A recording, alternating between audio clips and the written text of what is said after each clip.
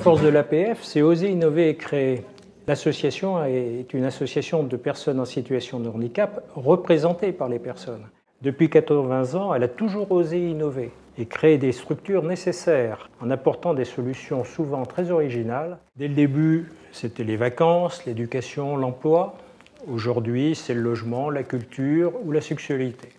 Moi, j'aime à l'APF, c'est gentil. Ça me permet de ne pas aller chez moi. Je vais au musée, au théâtre. Et je préfère faire un des groupes que seul.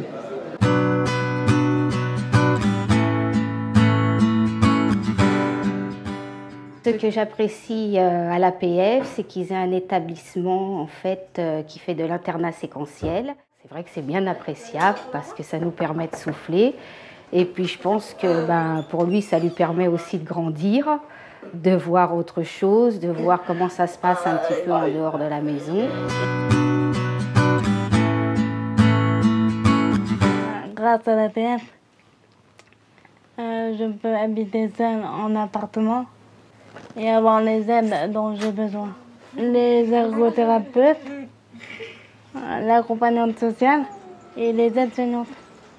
L'ergothérapeute vient pour m'aider à faire le trajet. Elle me dit là, mais pas ça, tu devrais passer par là. Toujours dans cette idée d'être le plus autonome possible.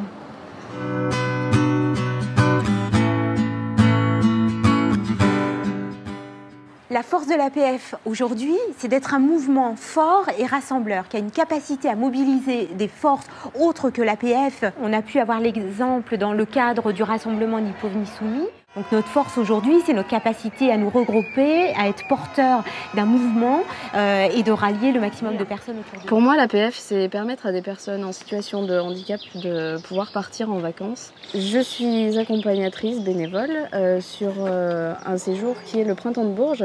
Et là, le but, en fait, c'est de casser cette routine et découvrir de nouvelles personnes.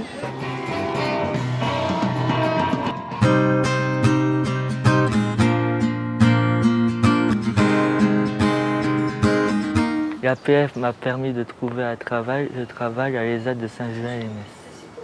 Je fais de l'accueil téléphonique et des travaux administratifs comme du classement ou des tableaux en Excel.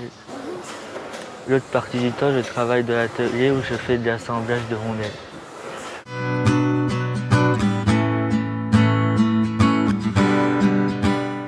L'APF est particulièrement forte parce qu'elle est dirigée par ses adhérents.